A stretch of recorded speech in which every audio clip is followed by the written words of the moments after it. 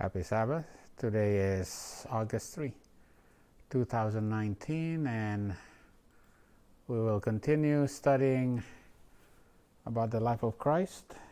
And we've gotten to the part where it's midnight already, and Jesus has been arrested. And then there's the occasion where they were asking him, he was asking, who is it that you're looking for? And they said, Jesus of Nazareth. And he said, I am, right? And with that, when he said, I am, they all fell back. Remember that? Yeah.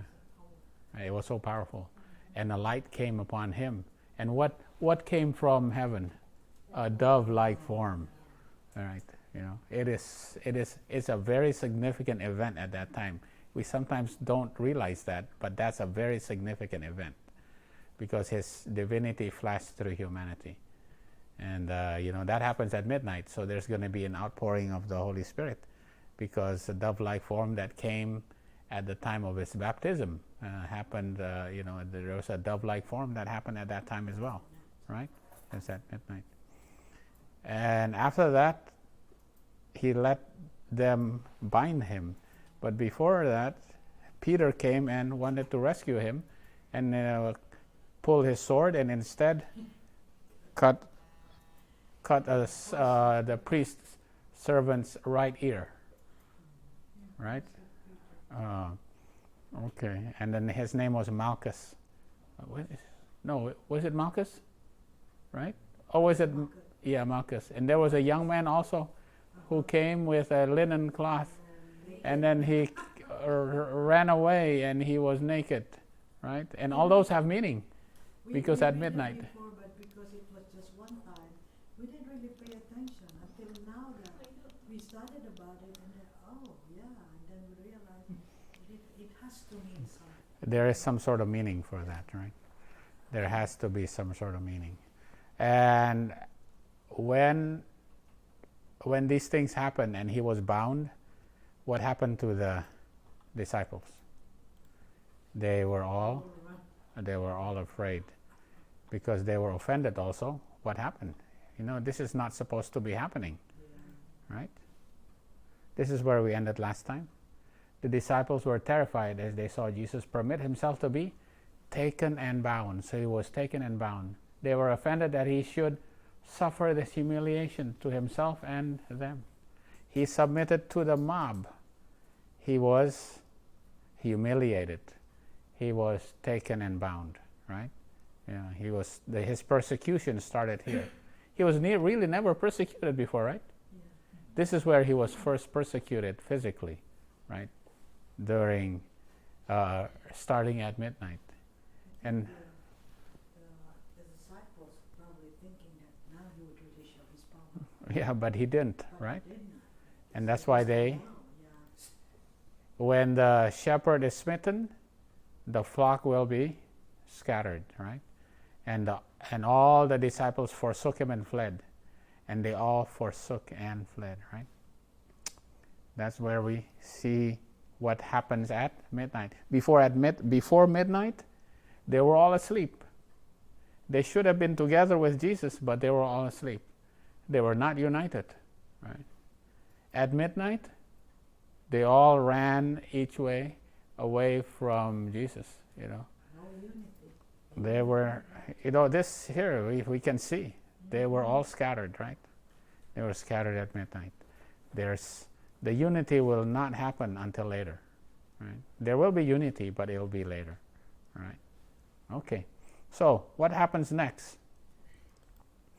All right, I term this the hasty nighttime tribunals, right? Oh, yeah. They were hastening. Right. Hurry. Yeah. They had to hurry up, right? Yeah, because, we know why they had to hurry up, right? We know the story. Yeah, because it was an illegal, right? That's not the way it's supposed to have been done, right? Okay. So where was Jesus bound and taken to first? Wasn't it Annas? Right here, Annas. Annas, not Caiaphas, All right. Caiaphas was second. Okay. Well, we read in John 18. Where did he go first? Then the band and the captain and officer of the Jews took Jesus and bound him and led him away to Annas first. Who's Annas? He was the father-in-law to Caiaphas. He used to be the high priest. But now the high priest is Caiaphas, which was the high priest that same year. Now Caiaphas was he. Now who was Caiaphas? He was the one that gave counsel to the Jews that it was expedient that one man should die for the people. Yeah. When did he give that counsel? Right? We'll look back in that. He had a council with the. When they were plotting this, weren't they? Right. And it was expedient that one man should die for the people. And Simon Peter followed Jesus. And who else followed Jesus? And so did another disciple. John. That disciple was known unto the high priest. Oh, that disciple was known to the high priest. That is Judas. And went with Jesus into the palace of the high priest. Right? So after they deserted, after deserting the master in the garden, two of the disciples had ventured to follow at a distance the mob that had Jesus in charge. The disciples were Peter and John, right? So they followed. So did they run away? Yes, they did. Yes, they did. They came back. Because all of them ran away. All of that. So some people said, well, Peter didn't run away. Well, you know what? Peter did run away. Because the Bible said they all left him, right? And Jesus says, all of you are going to leave me, but my Father will not leave me. Right?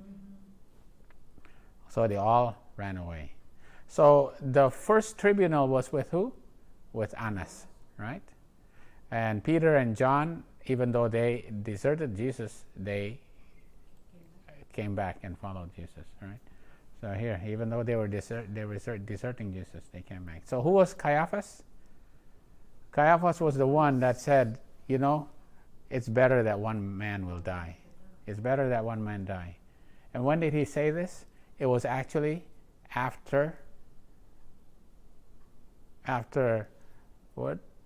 The resurrection of who? It was after the resurrection of Lazarus, right? Yeah. Because after the resurrection of Lazarus, Jesus basically proved that there was a resurrection. So who was offended? The Sadducees, right? And Caiaphas was a Sadducee, right? He was a Sadducee. And Caiaphas now joined with the Pharisees. You know, the Sadducees now join with the Pharisees now, so that they will want to kill Jesus.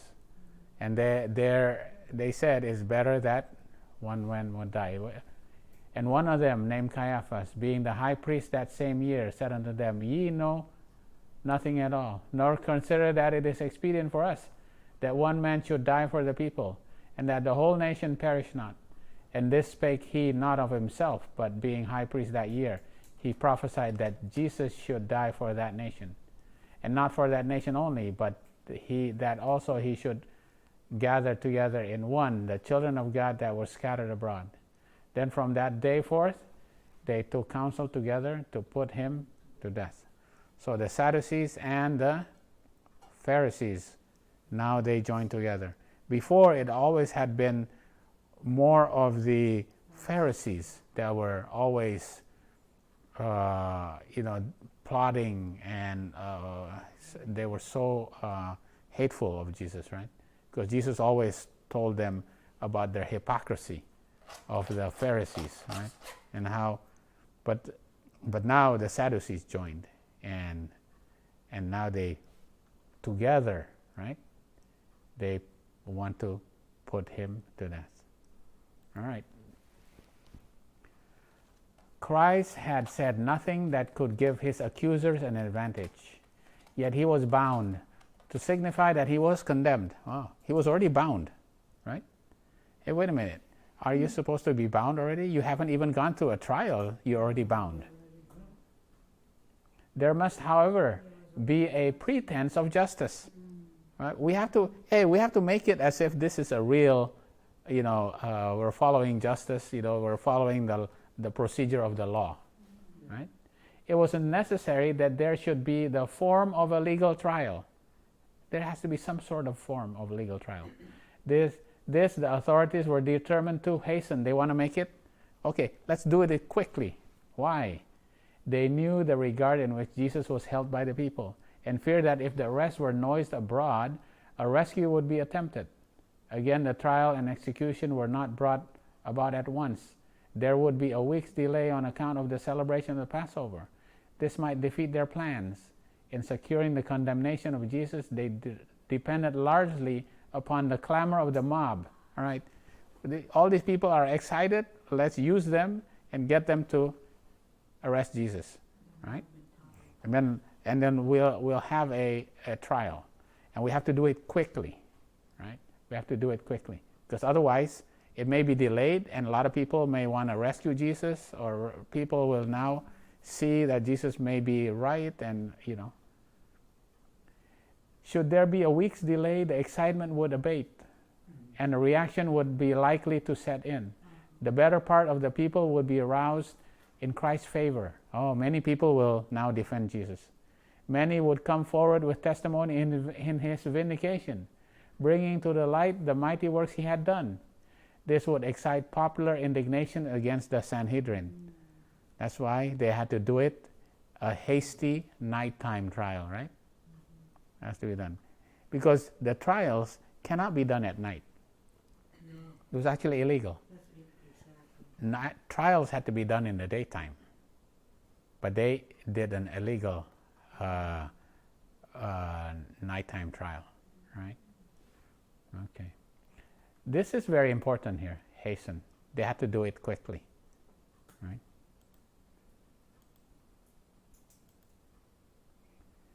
We go back to the story of Esther, because the story of Esther is what is going to happen in the end time as well. The events that followed in rapid succession, right? It's going to be a rapid succession. The events that happened at the time of Esther is going to be rapid. The time that happened at the time of Jesus is rapid. The trial has to be rapid, right? The appearance of Esther before the king, the marked favor shown her, the banquets of the king and the queen with Haman as the only guest, the troubled sleep of the king, the public honor shown Mordecai, the humiliation and fall of Haman upon discovery of his wicked plot against the Jewish church. So what these things happen in rapid succession. All these are parts of a familiar story, but in a marvelous manner God wrought in behalf of his penitent people, and a counter decree issued by the king allowing them to fight for their lives was rapidly communicated, right? So there's a rapid communication of a counter decree, even though there had been a rapid communication of a decree with the copy of the decree. It was rapidly communicated, right, to every part of the realm, mounted by curious who were hasted. See, they hasted and pressed on by the king's commandment. Okay. What does it mean then? All these things happen in haste. The agencies of evil are combining their forces, right? They were Caiaphas and Annas and Judas, they're combining their forces. Haman with his wife and the friends of his wife, they're all combining their forces. Right, the Sadducees and Pharisees, they're all combining their forces, right? All the enemies of God are combining their forces and consolidating. They are strengthening for the last great crisis. Great changes are soon to take place in our world. And what? The final movements will be rapid ones. If we've been waiting since 1989, 9/11. Is this rapid? Does it seem like it's rapid? Well, in the what, it may be rapid, but for us living right now, well, you know what? It's maybe kind of slow. It's been going on for many years. It's kind of slow. But remember, Ellen White said the final movement will be rapid ones. There will be those who are working against God's people, right? The enemies of God, the agencies of evil are going to work rapidly, right? Okay, we have to put this into a line then. We have to compare the line of Jesus and Judas with the line of with Haman, right? Yeah, it's going to be rapid ones. All right. So we have midnight cry, and the National Sunday Law. All right. When was it that Jesus told Judas? John 13:27. And after the sop, Satan entered unto him. And then what did Jesus say unto him? That thou doest, do it what? Do it quickly. Right there. Satan is already in Judas at that time. And Judas is the agencies of evil, right? Yeah. And Jesus says, whatever you do, just do it quickly. Because what? The final events is going to be rapid ones. All right? Right.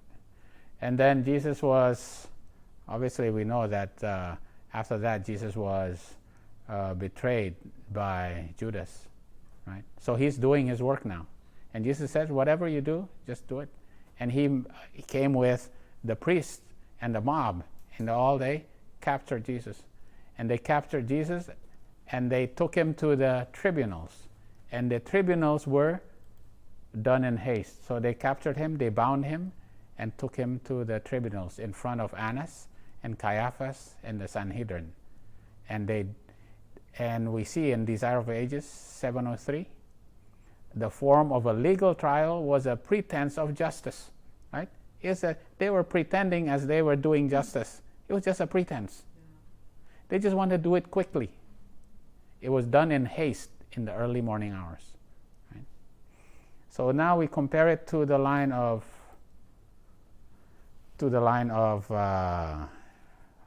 Haman. We go to Esther 3. Remember we did Esther, right? A long time ago, right? Mordecai, did Mordecai want to bow down to Haman? Oh no, right? So Haman says, he complained to the king. He says, king, we see it in Esther 3 verse 8. King, there is a people who obey their own laws, and they don't want to obey your law, right? So what you should do, you should make a law to kill these people. As a matter of fact, I will give you 10,000 talents of silver. So you make your law so that all these people that do not want to follow Medo-Persian law will obey, your law. And the king gave Haman the ring, and he made the law.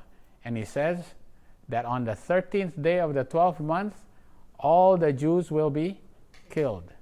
He made a death decree and all this. And this decree, right? Now we look at Esther 3 verse 15. The post went out being hastened by the king's commandment, right? The post went out and they were being hastened, right? So there's the commandment. They were working to get the commandment out, and they were hastened. So when we look at Esther, there's several verses about being hastened. And all of it is the work of Haman. Haman's work is hastened. All right, Esther 5 verse 5. And the king said, cause Haman to make haste, that they may do as Esther has said.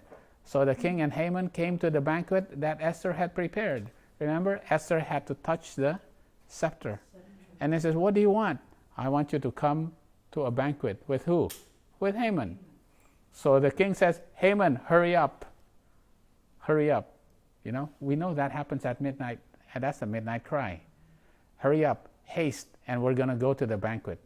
So they go to the banquet of wine, right? The banquet of wine, right? And then, let's see, Esther 6 verse 12. And then after that, Haman went back to his house. And he was depressed. But Haman hasted to his house mourning and having his head covered. And then his wife goes, he hasted. He went hurry to his house. Why are you so depressed?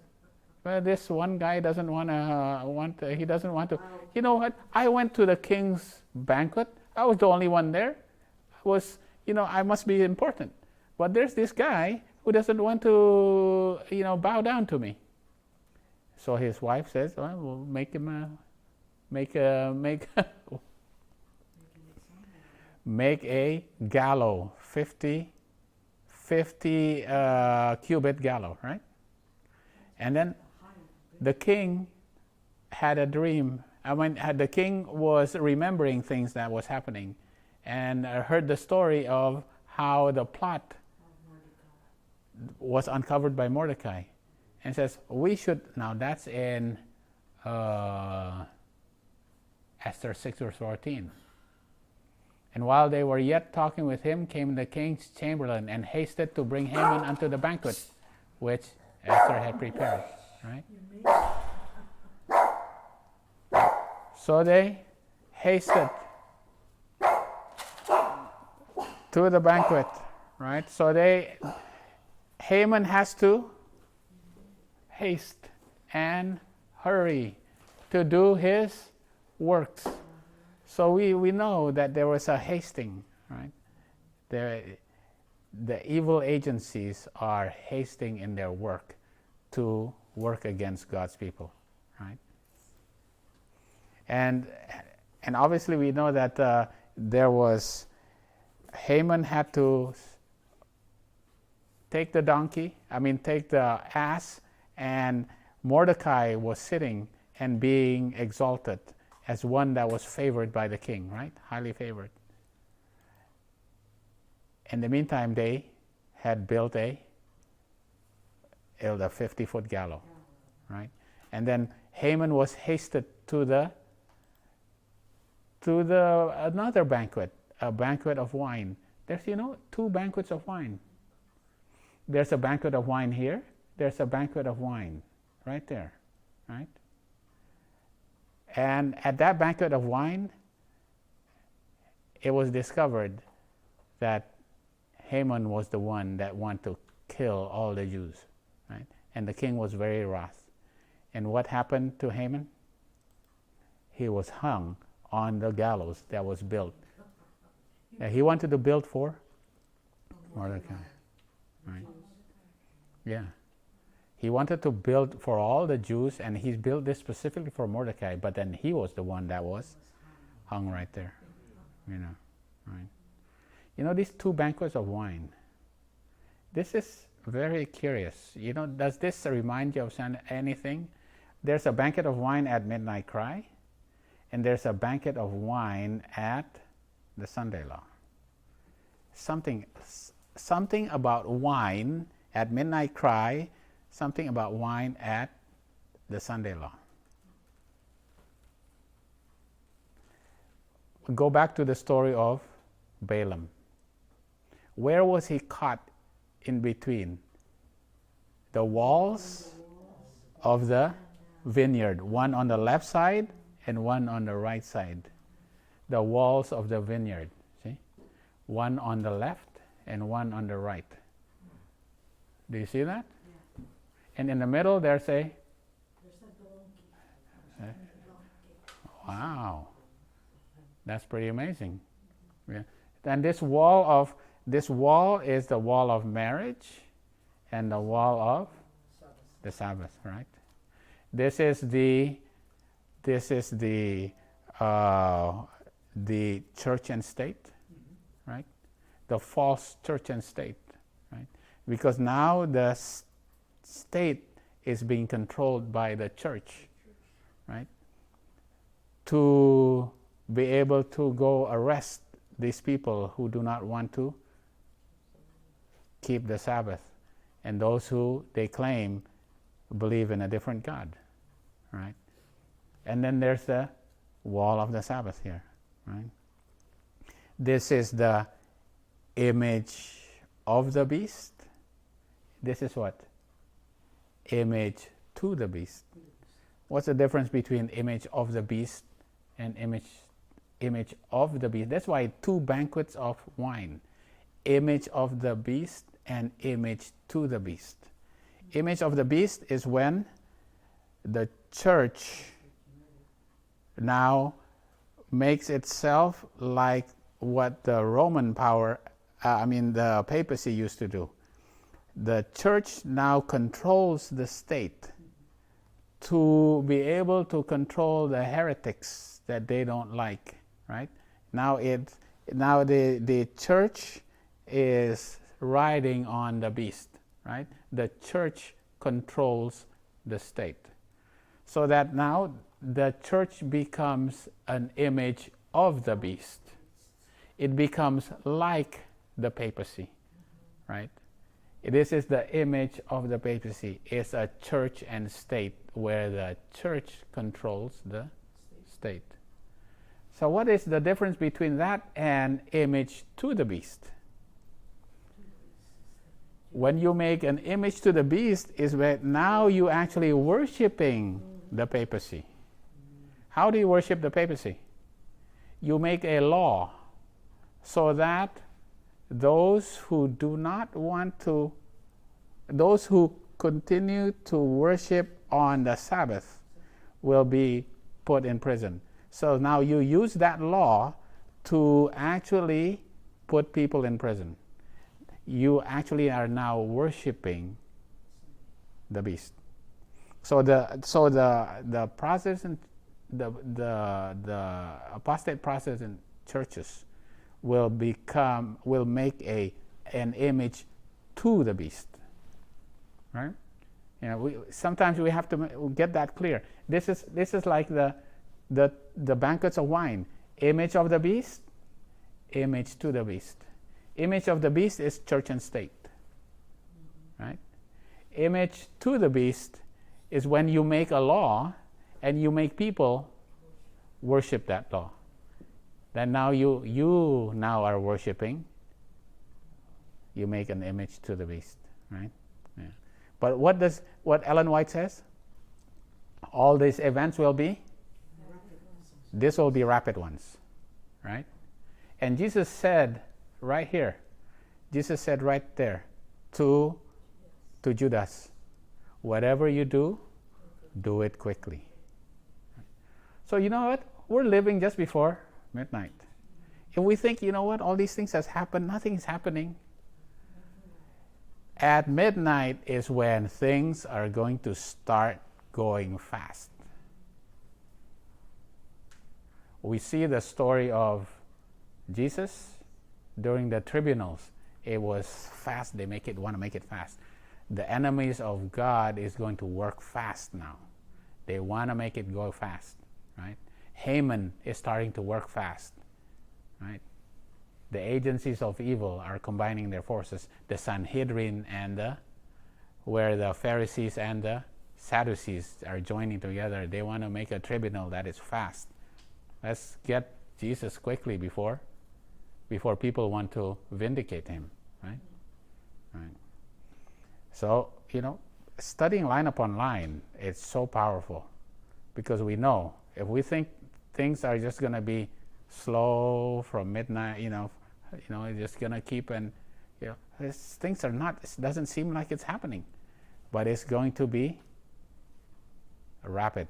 The final movements will be rapid, and we have to see from the story of Esther and the story of Judas and Annas and Caiaphas, right? When it will start to become rapid, and we see it's going to start become rapid at midnight, all right? Okay, so we'll see what happens at the tribunal in front of Annas. The high priest then asked Jesus of his disciples and of his doctrine. He asked Jesus of the disciples and of the doctrine of Jesus. And Jesus answered him, I spake openly to the world. I ever taught in the synagogue and in the temple, whether the Jews always resort. And in secret have I said nothing. Right? What are they trying to accuse him of? We see it in how Jesus answered. What are they trying to accuse him of? Some secret, he's teaching something in secrecy. all of you heard me. Yeah, I didn't do anything in secret. Mm-hmm. So what are they are trying to accuse him of creating a secret society. Why askest thou me? Ask them which heard me. What I have said unto them, behold, they know what I said. And when he had thus spoken, one of his officers, which stood by, struck Jesus with the palm of his hand, saying, Answer thou the high priest? Yeah, he says, well, you can't answer the high priest like that. Jesus answered him, If I have spoken evil, bear witness of the evil. But if well, why smitest thou me? Now Annas had sent him bound unto Caiaphas the high priest. So what were they accusing him of? Doing something in secret against the government. All right, it has to be something, right? What they wanted to find out. Yeah. The trial must be so conducted as to unite the members of the Sanhedrin against Christ. There were two charges which the priest desired to maintain. If Jesus could be proved a blasphemer, he would be condemned by the Jews. Right? If convicted of sedition, it would secure his condemnation by the Romans. The second charge. So Annas was trying to secure the condemnation of sedition. He wants to find that Jesus was actually doing sedition, right? Doing something against the Roman power, so that they can have a civil trial, right? He questioned Jesus concerning his disciples and his doctrines, hoping the prisoner would say something that would give him material upon which to work. He thought to draw out some statement to prove that he was seeking to establish a what? A secret society. Okay. With the purpose of setting up a new kingdom against the Roman kingdom. Then the priest could deliver him to the Romans as a disturber of peace and a creator of insurrection. Oh, wow. There you go. This is what Annas wanted to, he wanted to establish, that Jesus wanted to be proven as committing sedition, insurrection, right? Yeah. Okay. So now we know what he was being condemned of, sedition, insurrection, right? Like wanting to make a coup d'etat or something like that, against the... What's the greater insurrection in this case? Insurrection, he's the one that wants to, he says, I'm the king, right? I want to make a king, I want to be a leader of a new nation, right? Against who? Against the Romans, right? That's sedition. That's a government, that's like you're making a coup against the government, right? You're making an insurrection. You're committing sedition, right? Okay. But first of all, an accusation was to be found. They had gained nothing as yet. Annas ordered Jesus to be taken to Caiaphas. So the first tribunal was with Annas. No, with Annas first. And then after that, then to Caiaphas. Caiaphas belonged to the Sadducees. Here you go, see? He belonged to the Sadducees, some of whom were now the most desperate enemies of Jesus. Yeah? Before they were not. But what caused them to be now enemies of Jesus? When he raised Lazarus, right? He himself, though wanting in force of character, was fully as severe, heartless, and unscrupulous as was Annas. He would leave by no means untried to destroy Jesus. It was now early morning and very dark. By the light of torches and lanterns, the armed band with their prisoners proceeded to the high priest's palace. Here, while the members of the Sanhedrin were coming together, Annas and Caiaphas again questioned Jesus, but without success. This is the part that sometimes we miss, because when you read the Bible, you don't see, you look at Matthew, Mark, Luke, and John, and you see, okay, he was in front of Annas, and then the next time he was in front of Caiaphas and the Sanhedrin. But Ellen White actually says that first he was with Annas, and the second he was in front of Annas and Caiaphas before he was with the Sanhedrin. So the number 2 is in front of Annas and Caiaphas, right? So that way we're going to add up how many tribunals there are. Because when you look at the Bible, you say, wait a minute. Ellen White said there's 7. How come when I count, I can only count 6? But here is where we figured out.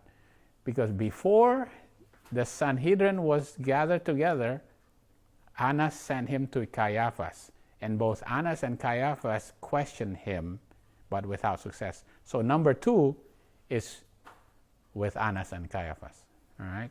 Okay. That's why then the math will be correct. There are going to be 7 tribunals. 7 is a good number, Yeah, it's... Okay. Mark 14. And they led Jesus away to the high priest, and with him were assembled all the chief priests and the elders and the scribes. And Peter followed him afar off, even into the palace. So even Peter went, right? And sat with the servants and warmed himself at the fire. And the chief priests and all the council sought for witness against Jesus to put him to death, and found none. Wow. They tried to figure out, how can we put him to death, but they can't find him. For many bear false witnesses against him, but their witness agreed not together. Even their witnesses were not reliable. Yeah? And these arose certain, and bear false witness against him, saying, we heard him say, what was their false witness? He said, I will destroy this temple that is made with hands. And within 3 days I will build another made without hands. But neither so did their witnesses agree together. Why? Because did he say this? Yes. Well, he said it, but in a different way. What did he actually say? Did he say that I will destroy this temple? No. What did he say? You destroy this temple, right? And Jesus answered and said, destroy this temple, and 3 days I will raise it up. When he was actually speaking of what?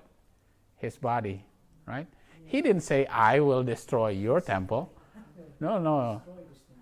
Right? He was talking about his body. You are going to destroy me. Right. See?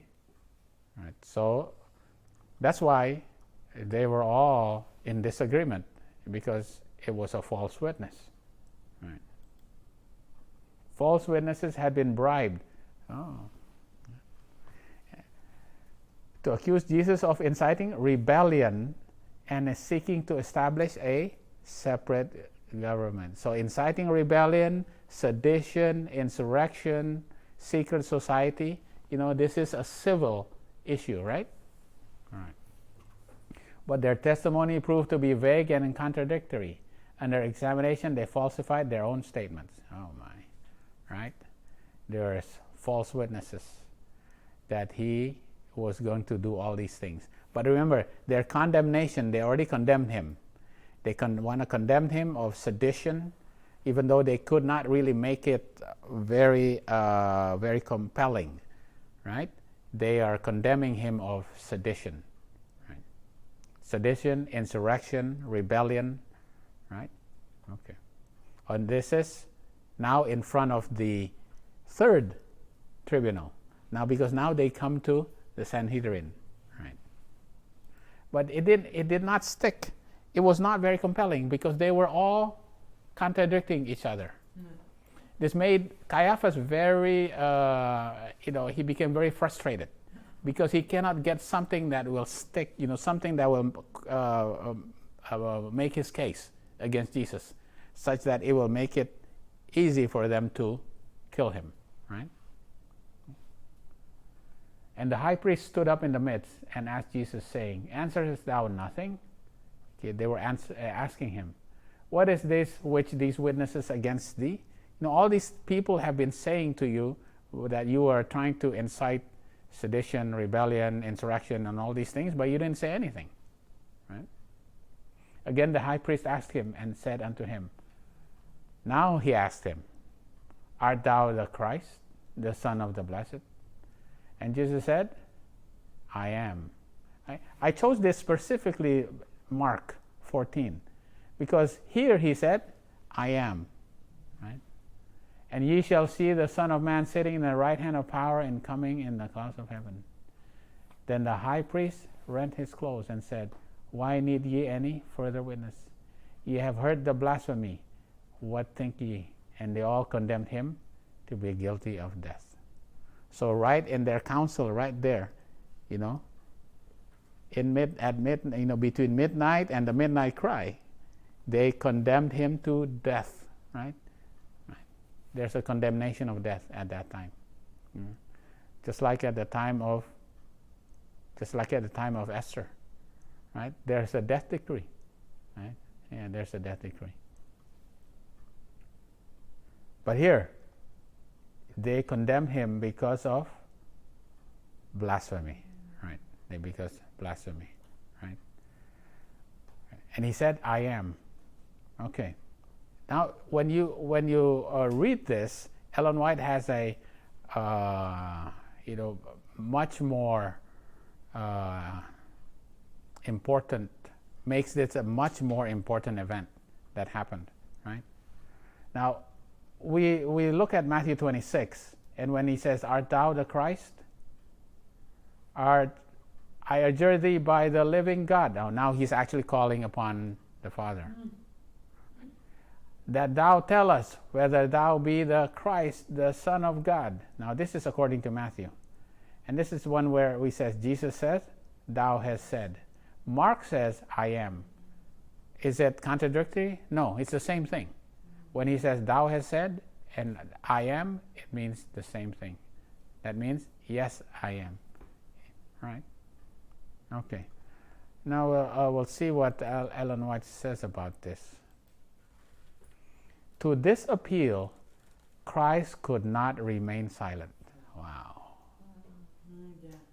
Wow, this is important here. Right here, this is so important. This is so important. There was time to be silent and a time to speak. Why? He had not spoken until directly questioned. Are you inciting sedition, rebellion, and didn't you say this? Didn't you say that about the Roman government? And you want to be a king? You want to set up a kingdom? You're teaching? You're making a secret society and all that? Jesus didn't say anything. But when he is questioned about what? His sonship. There's a time that he has to say something, right? This is important. He knew that to answer now would make his death certain. But the appeal was made by the highest acknowledged authority of the nation, right? Which is Caiaphas, right? The nation of the Jews is led by Caiaphas at that time. It's not Herod. Herod is the governmental. But as far as spiritually, it's Caiaphas. And what did Caiaphas use? He asked in the name of the Most High. Oh, wow. Christ would not fail to show proper respect for the law. More than this, his own relation to the Father was called in question. Are you the Son of God? Right? Your relation. This is going to be the thing at midnight is going to happen is that the relation of Christ. Your understanding of the relation of Christ to the Father is going to be called in question. This is what's going to happen at midnight. Because this is what happened to Jesus. Because his relationship of him to the Father was called to question. He must plainly declare his what? His character and his mission. What is his character and his mission? Right? How? Yeah. His character. He has the same character as the Father. Because he has inherited the same character of the Father, right? And his Father wanted him to come down to the earth to save his people, right? That's his mission. He came down here to be incarnated in humanity. His divinity had to be hidden behind his humanity, so that he can save people by going through the temptations that they go through, overcoming, and then die, and then be raised as a man in humanity, so that they can be saved. That's his mission. That's to reveal the character of the Father. That's right. All of this to reveal the character of the Father. So when you actually are calling out, calling into question his own relation to the Father, he has to stand up for that, right? Yeah. He cannot be silent, right? Cannot be silent. He had said to his disciples, "Whosoever therefore shall confess me before men, him will I confess also before my Father, which is in heaven."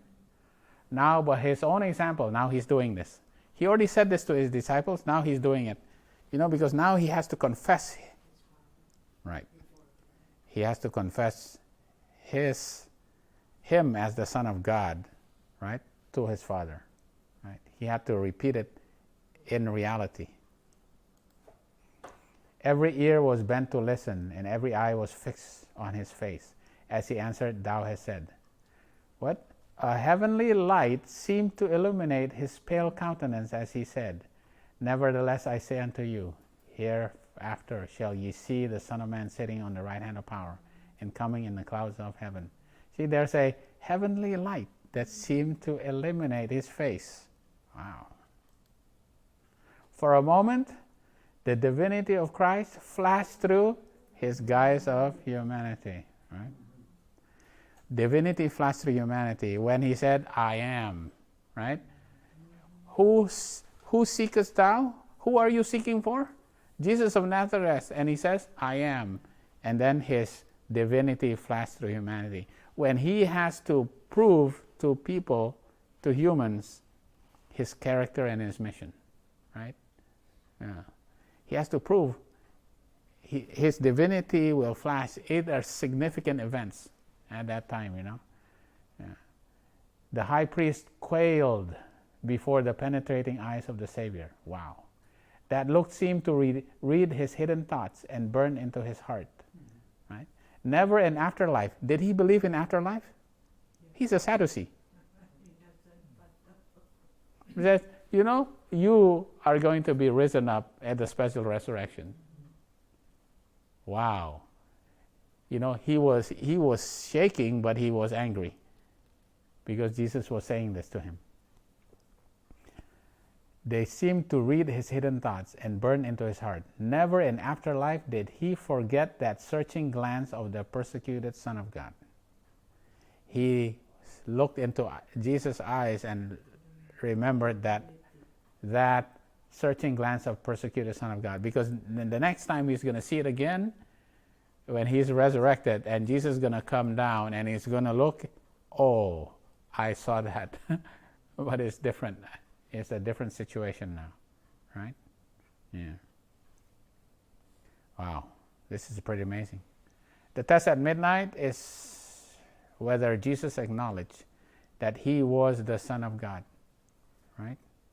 The Son of the King, whether he, the King of a literal kingdom on earth that the Jews had hoped he would be. Even his disciples was hoping that he would be.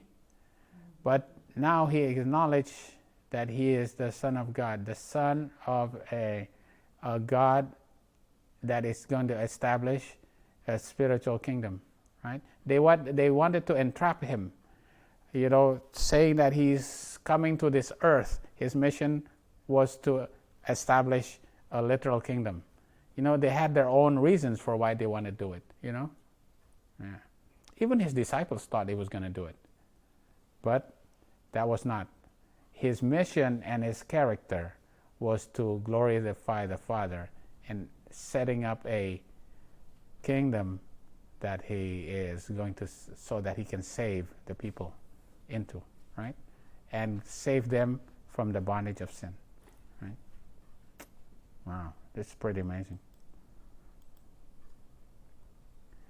See, when you see this, you see that Judas was actually working out the plans of Satan, right? Who called into question whether Jesus was the Son of God before? It was in the wilderness, right? The first time that Jesus met with Satan, in that situation, Satan was disguised as an angel of light, right? And this angel of light, it looks like an angel of light, but as soon as he opened his mouth, what did he say? If thou be the Son of God, right? See, this is the same thing. Casting doubt onto the character and mission of Jesus, right?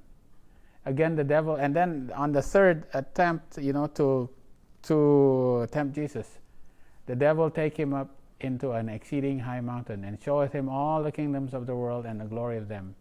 And he said unto them, all these things will I give thee, if thou wilt fall down and worship me.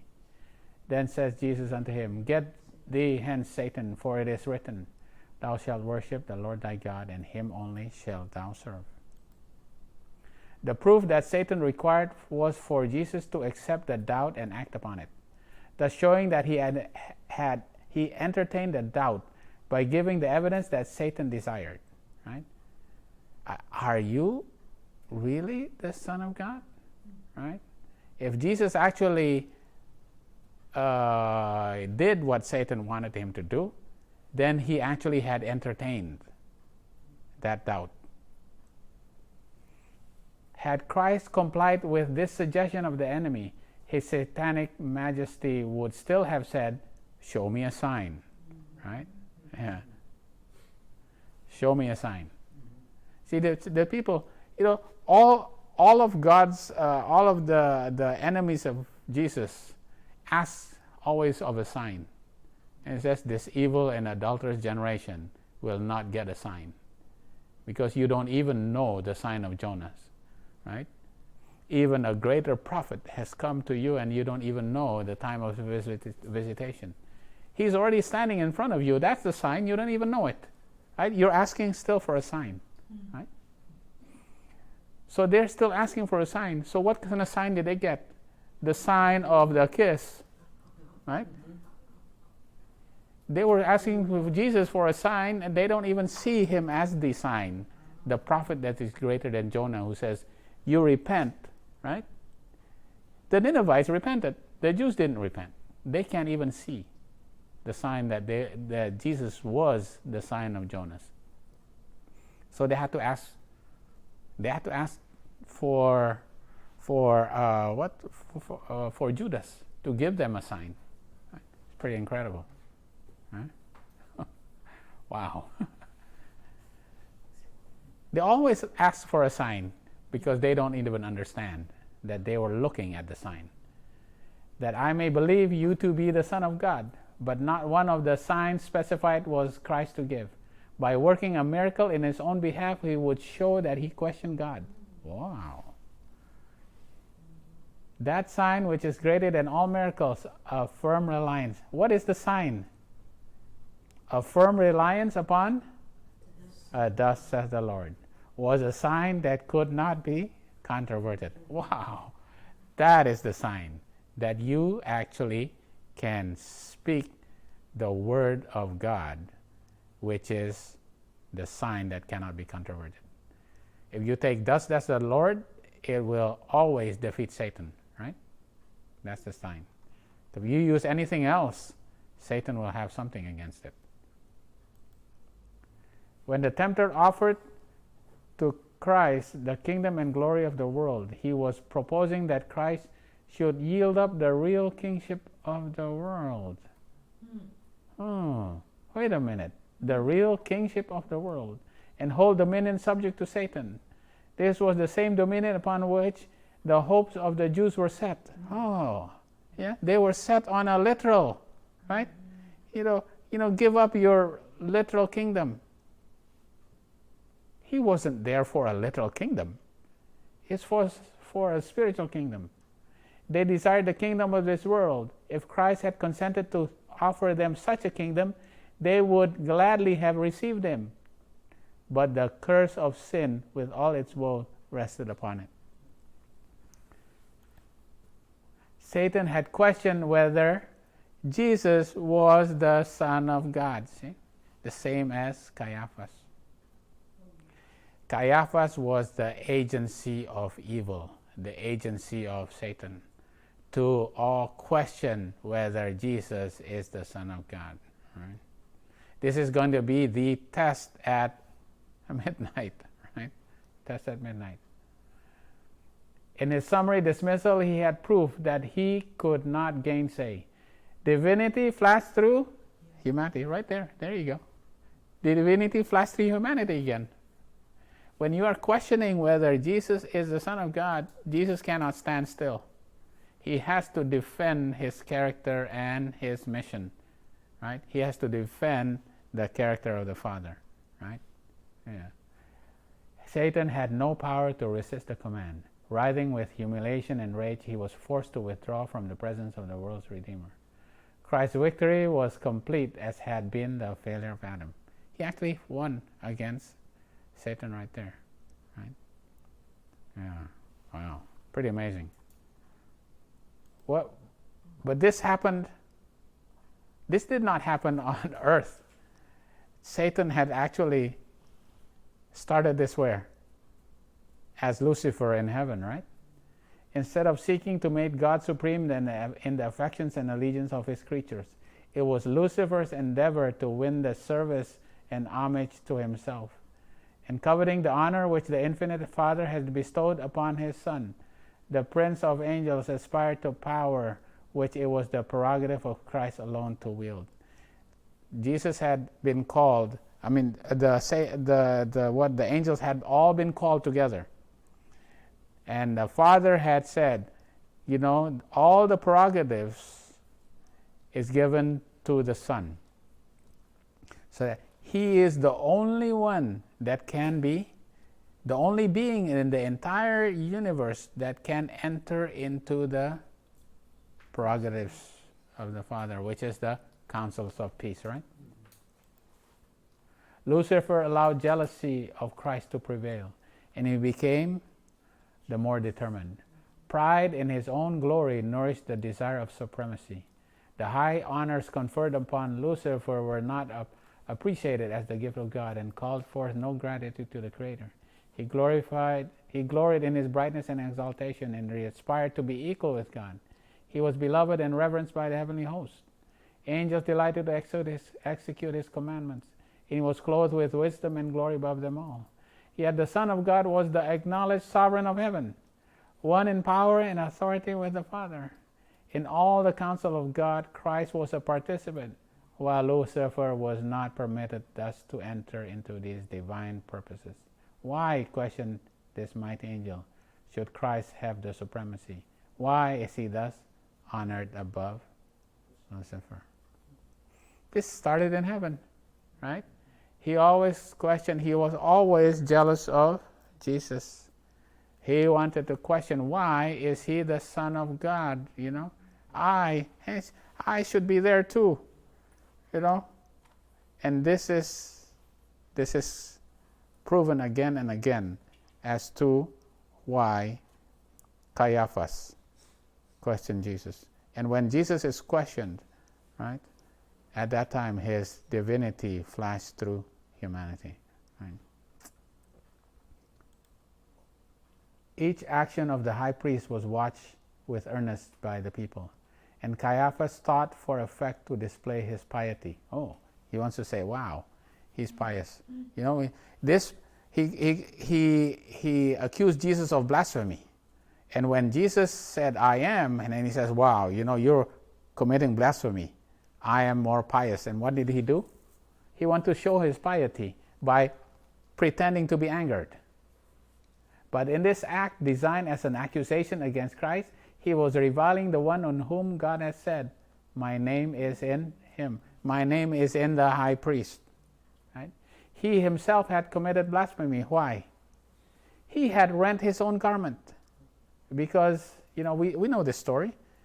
Because the garment of the high priest has to be one piece. It never can be rent.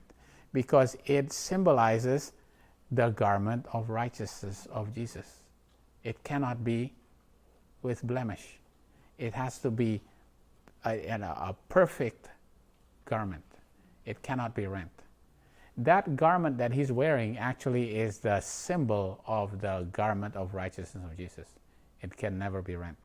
So, and when he's doing that, he's actually committing blasphemy against Jesus, right? When Caiaphas rent his garment, his act was significant of the place that the Jewish nation as a nation would thereafter occupy toward God. The once favored people of God were separating themselves from him and were fast becoming a people disowned by Jehovah. When Christ upon the cross, and now Ellen White puts this with when Christ was on the cross, and Christ said what? It is finished. And the veil of the temple was rent in twain.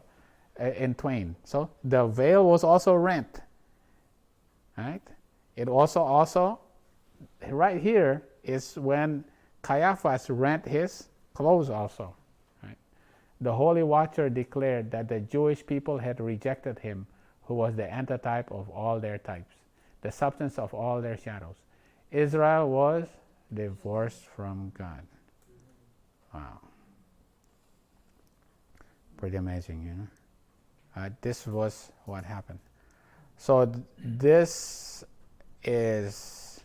shows us, you know, I'm just gonna stop here, and you know, next time we'll continue of what is going to happen. This is still the story of what happens at midnight is still quite long. There's still things that are happening, you know. There's still a lot. What happened to Peter? What happened to Judas? All those happen, you know. We haven't even gotten to the tribunal with Pontius Pilate, right? Yeah.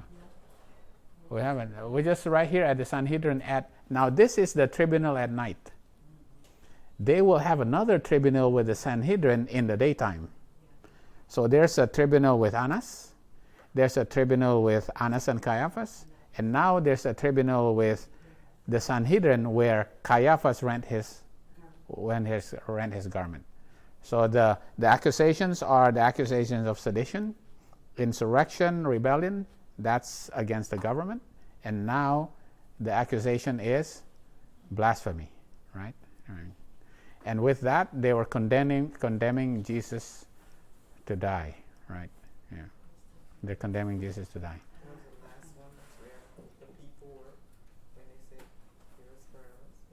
Yeah, that will be with the people. That was with Pilate.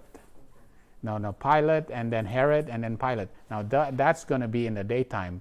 That's going to be later. You know, probably a few hours later. Obviously, that was, before noon. Obviously, you know, because he was on the 6th hour. He was crucified, right?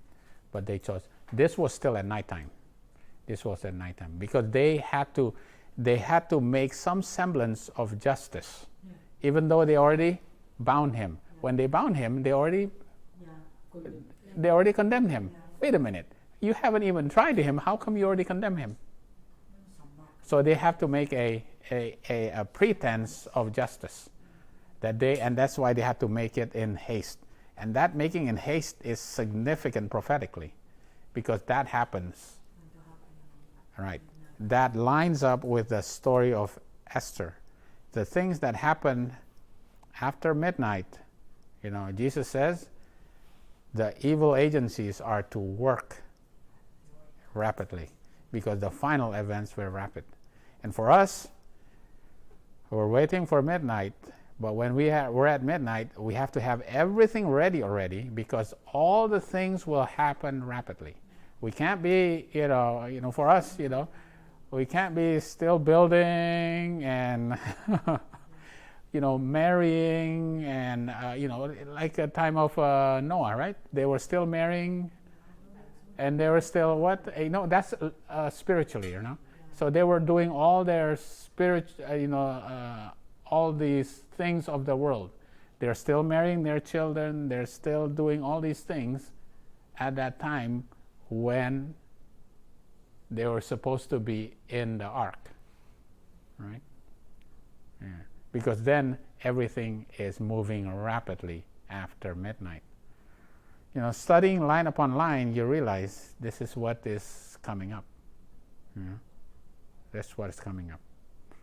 All right, we will continue next time, and that is a more sure word of prophecy.